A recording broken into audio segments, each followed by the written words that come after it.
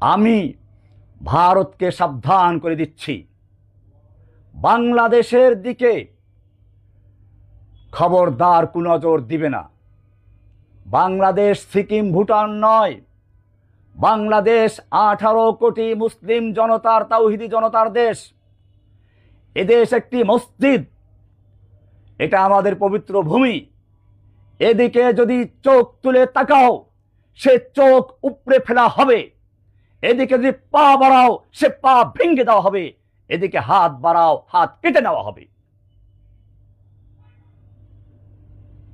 যদি বাংলাদেশের দিকে এক পা বাড়াও, আমরা সেভেন সিস্টারকে বলে দেব, চায়নাকে বলে দেব, চিকেন নেক বন্ধ করে দাও। সেভেন সিস্টারকে স্বাধীনতার আন্দোলনে ঝাঁপিয়ে পড়তে বলো। কাশ্মীরকে বলবো, তোমরা স্বাধীনতার জন্য তৈরি হও।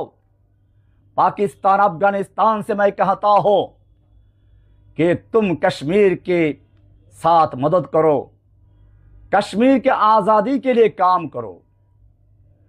আমরা পশ্চিমবঙ্গের মমতা ব্যানার্জিকে বলবো, আপনি বাংলাকে মোদির রাজত্ব থেকে মুক্ত করে স্বাধীনতা ঘোষণা করুন।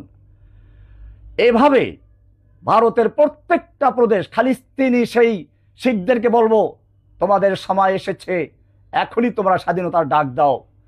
সারা অঞ্চল থেকে এই হিন্দুত্ববাদী আন্দোলনকে ধ্বংস করে দিয়ে, ভারতকে টুকরো টুকরো করে দিয়ে ইনশাআল্লাহ এই তাওহিদি জনতা দিল্লির মসনদ পর্যন্ত আবার দখল করবে।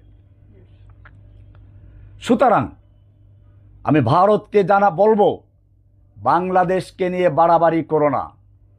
জসিমউদ্দিন রহমানিকে নিয়ে বাড়াবাড়ি করো না।